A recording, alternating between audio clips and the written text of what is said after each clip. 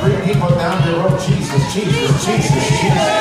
Jesus, Jesus, Jesus, Jesus, Jesus, Jesus, Jesus,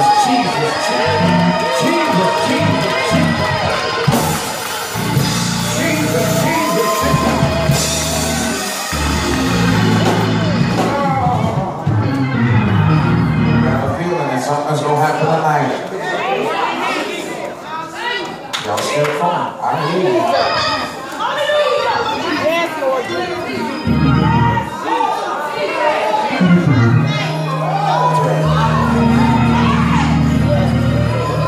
In the book of 1 Peter.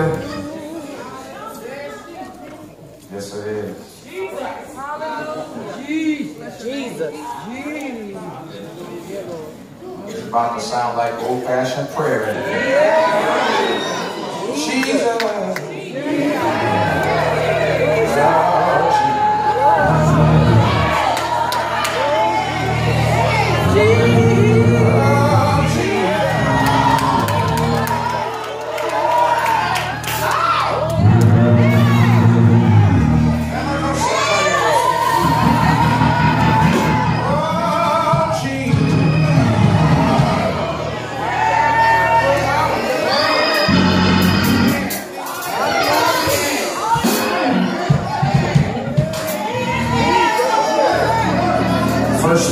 Chapter number 1.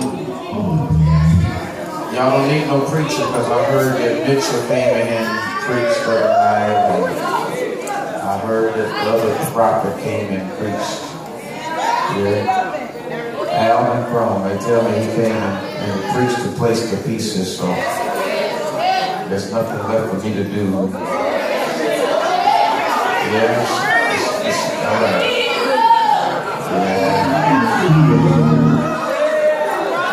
Let's preach together for about 20 minutes. Y'all ready? Let's preach together. Blessed be the God and Father of our Lord Jesus Christ. If you keep that microphone right there, it'll be perfect. Which, according to his abundant mercy, have begotten us again unto a lively hope by the resurrection of Jesus Christ from the dead, to an inheritance incorruptible. Verse number 1, chapter. Verse number 7, chapter number 1. I'm sorry, I think I started 3. All right, and so let's keep on going to verse number 4. To an inheritance incorruptible and undefiled, and that fadeth not away, reserved in heaven for you, who are kept, aren't you glad you've been kept, by the power of God through faith unto salvation, ready to be revealed in the last time, wherein ye greatly rejoice, though now for a season, if need be, ye are in heaviness through manifold temptations, that the trial of your faith, being much more precious than of gold that perisheth, though it be tried with fire, might be found unto praise and honor and glory at the appearing of Jesus Christ. Read a couple more verses. Whom having not seen ye love, in whom though now ye see him not, yet believing, ye rejoice with joy unspeakable and full of glory, receiving the end of your faith, even the salvation of your souls. And the word of the Lord is blessed. From verse number 7 and verse number 9, Peter deals with some scattered Christians, and he shares with them for a moment that the trial of your faith is going to be found unto praise and honor and glory at the appearing of Jesus, receiving the end of your faith, even the salvation of your souls. If I were preaching the way I want to preach today, thank God it's only for a season. Thank God it's only for a season. Tell somebody, thank God it's seasonal. Thank God it's seasonal. Thank God it's only for a season. But when you look at the A clause of verse number 9, it says, receiving the benediction of your faith, even the salvation of your souls. Let's just preach today on this end day of anniversary, the benediction. Somebody holler, thank God for the ending. Thank God Somebody holler the benediction, the benediction, the benediction, the benediction, the benediction. In the book of Genesis, and you don't have to write down there, the Bible talks about when Jacob and the angel was wrestling all night long, that the argument and the discussion was, God, what are you going to do in the middle of this battle? And the angel looked at Jacob, and Jacob's was dealing with his own issues. And the Bible says that the question was, where are you going? Because I'm getting ready to leave. And he says, I can't let you go until you bless my soul. The word bless comes from a Greek word which brings the word benedicteo, which you get benediction from. The word benediction means the ending of a thing, the closing of a chapter. And today, for the next 20 or so minutes, I want to deal with my universal friends and family to let you know that God is speaking very fluently and very bluntly to let you know that there's going to be some closures of chapters in your life that have been open too long. Some bad relationships, some things that have been going on financially, some issues and sicknesses in our body, some bills that have not been able to be rectified and resolved.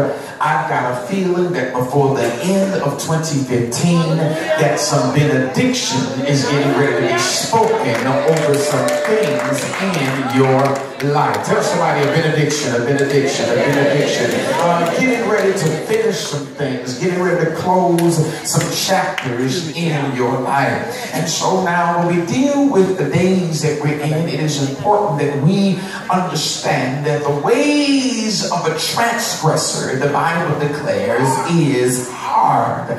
And I'm not looking at transgressors today, but understanding that we are all going to deal, even the Bible said the godly will suffer persecution. And so persecution and issues and dilemmas and chaos, it is all a part of the transitioning us from being immature Christians to becoming mature Christians. Maturity does not come because you go to church every Sunday, but maturity comes when you can go through challenges and still know how to stay on your post. Maturity comes when you can deal with tragedies and travesties and you understand that this is all a part of the process to mature us, to get us to our next level of glory and revelation.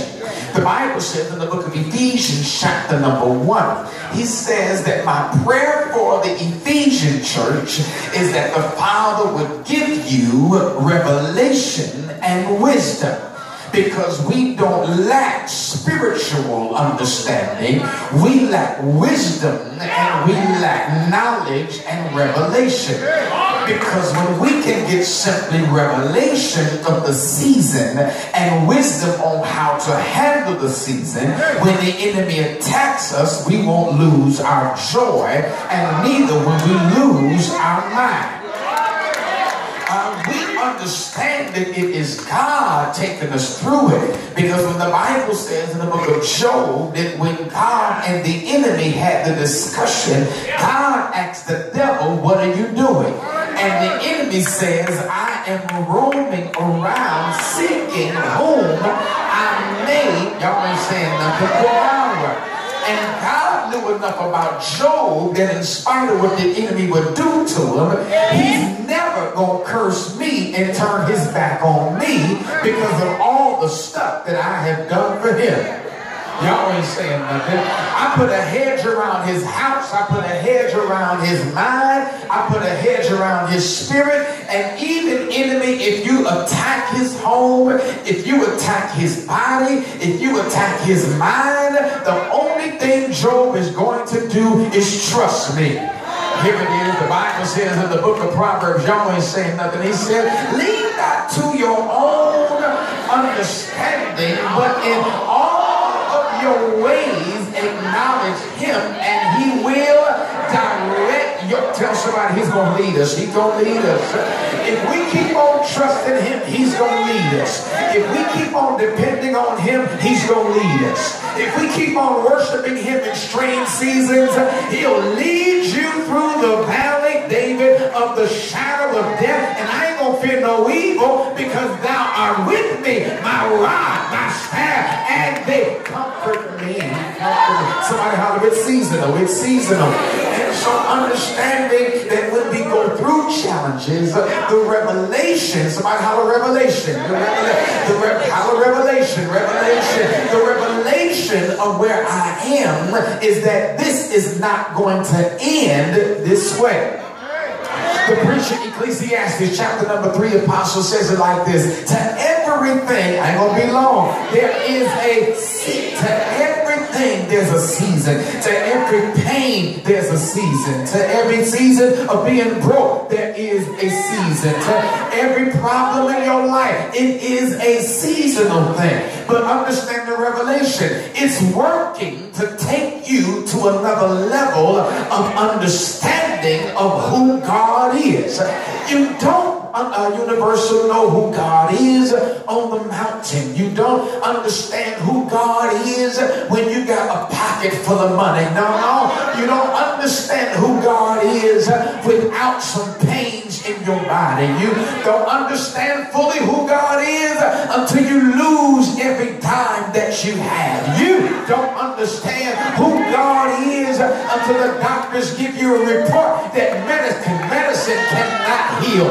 You don't know who God is until you hit rock bottom. Tell somebody you don't really know him. You don't tell somebody you don't really know him. You don't really know him. You don't really know him until the hair falls out of your hair through chemo and radiation. You don't know who God is until the doors of jobs are closed and you have no other place to live but the back seat of your car. You don't know who God is until all of your friends and the people who said they would be with you walk off and leave you all by yourself. Somebody tell your neighbor, you don't know him, you don't know him, you don't know him. But when you get right bottom, the eyes, Paul said to the Ephesian church, of your understanding will be enlightened to know who God really is. And when we understand, David said it like this: I once was young, but now I'm old, and I've never seen, preach for the righteous forsaken, nor his sheep. Come on, you got to know how the enemy acts and how the enemy shows out with the believer. Just when you're on your way, Elder Bayfield, to a new level in God, that's when the enemy really comes in to attack you. He's not coming after people that have no purpose and have no drive. He's coming after inspiration. He's coming after dreamers. He's coming after people who know how to take lickings and keep right on going. He's not coming after lazy people. He's coming after people who are already in position. He's coming after people who have testimonies that God didn't have to do it, but I'm grateful that he did.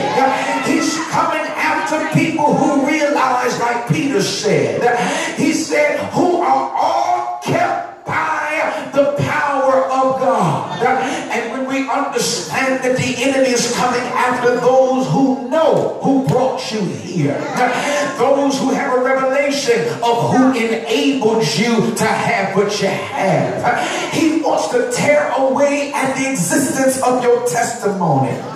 He wants to cause your testimony to be on a zero level, where you'll never tell nobody really how good God has been. He wants to bring more adversity on top of what you're already dealing with. Let me stop at your world. He wants to add more trouble on the trouble you already have. He wants to make you like the woman with the issue of blood. Now you're doing everything you know to do right to get better, but it's getting worse and worse and worse. And then you ask the question, what in the heck the world is going on? You ask God and wonder, did you do anything wrong to have to be in the dilemma that you're in?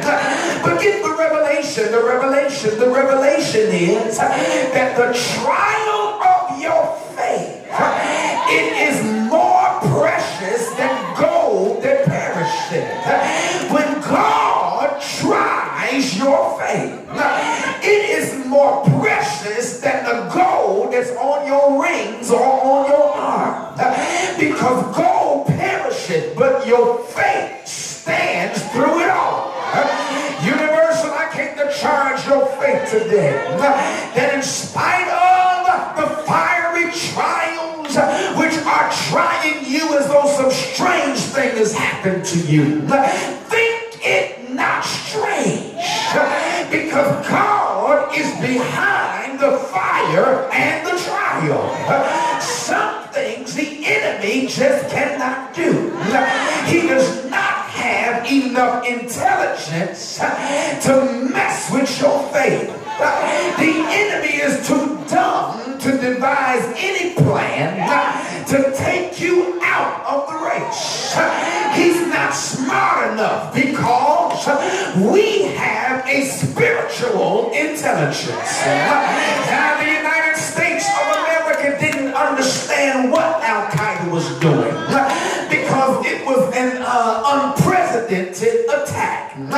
But ever since the attack on the United States, the whole globe has now new intelligence. Y'all, come on, y'all came in here slow real quick. Come on, check it out. Because of all the hell y'all already been through, your intelligence has heightened. You know more about what the enemy is doing now because of the struggle that you already survived. You know more now than you knew last year this time. You know more now this week than you knew last week, because of all the hell that you already went through and came out of. So if you can go through that with a little bit of intelligence, we are not ignorant, Paul said to the Corinthians, concerning the devices of the enemy. Tell somebody, I've seen this devil before. I've seen this enemy. This enemy tried to kill me 5 years ago.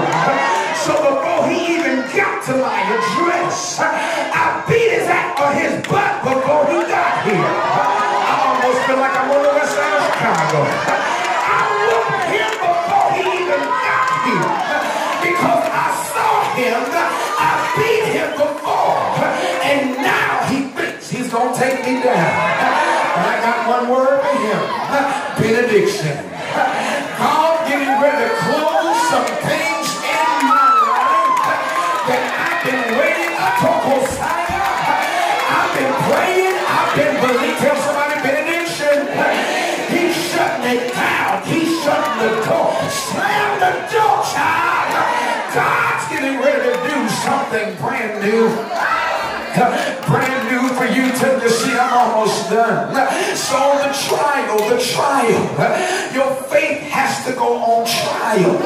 When your faith goes on trial, that simply means, Corey, that there is a jury and there is a judge. But aren't you glad that you serve a God that's a lawyer in a courtroom? It might not be on the jury and it might not be the judge, but the God that I serve, he is a righteous judge, and his son is a lawyer in the courtroom. Because he is a lawyer in the courtroom, everything that I go through, my revelation is he's getting me out of it. I don't go to trial to die in the net. I go through trial to understand the power of God. Paul said it like this: that I may know him in the power of his resurrection, in the fellowship of his suffering. I come to know him not in my triumphs, but I find him in issues. I find him in dark places. I was going to preach, I found him in a dark place. Talking about Paul and Silas when they were locked in jail. But at midnight their prayer and their praise turned something on in their spirit. And in the midnight hour, a dark season, God turned the light on in their heart. You've got to find God even in dark places. It's the dark places that you have to go through. It's the seasons of loneliness that you have to encounter. It's the seasons of being broke, loan money to everybody else. But the people you gave money to have forgot that they owe it to you. You got more money than you have money. And you're waiting on God to turn things around. It's a dark place. But I'm glad that I serve a God that is a God in a dark place. Grab a neighbor by the hand next to him and tell him, neighbor, tell him I'm so glad that I happen to be a God in a dark place. Put your hand behind your ear and say, neighbor, he's a God in a dark place. Y'all ain't saying nothing. I'm glad that I serve an able God. For Paul said, now unto him, that is able to do exceeding and abundantly above all that we can ask or think.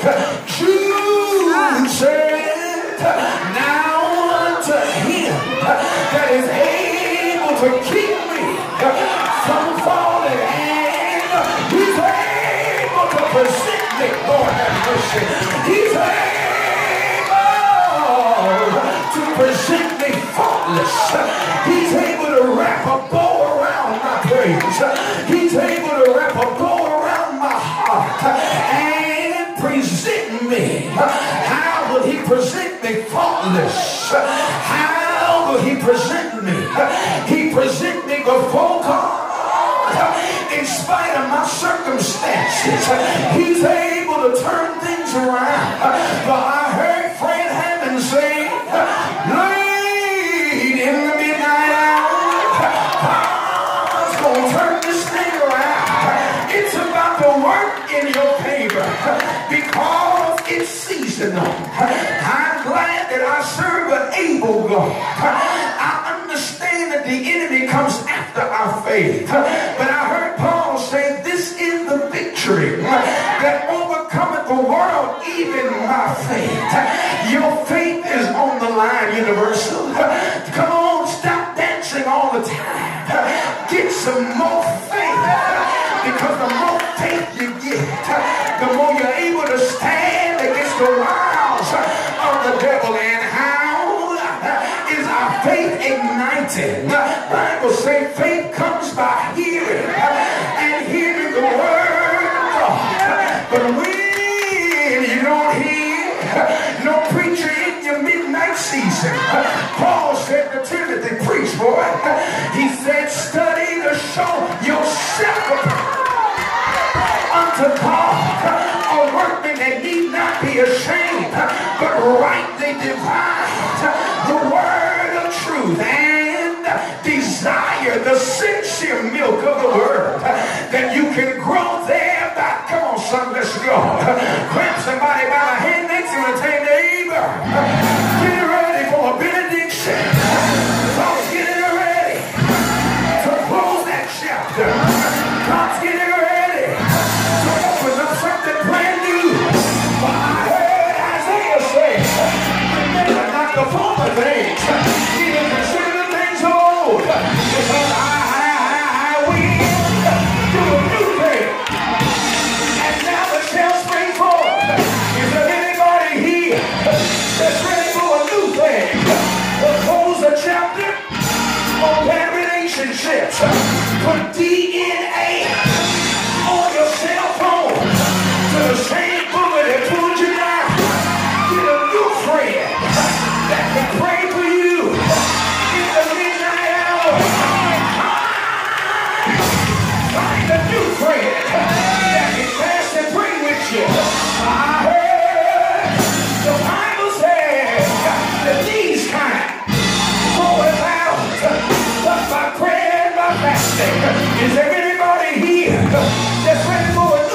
say.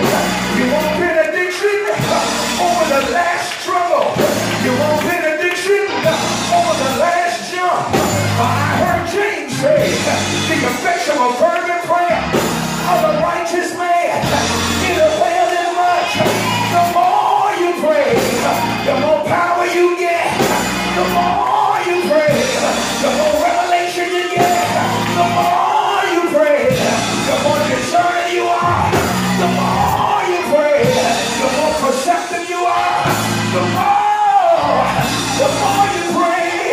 Grab somebody by the hand and say, neighbor, pray in your words. Pray in the morning. Pray in the noonday. Pray. Shut the devil out. Pray.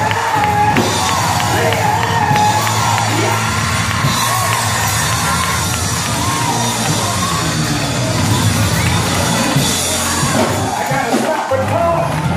Keep getting ready to speak benediction over your trouble.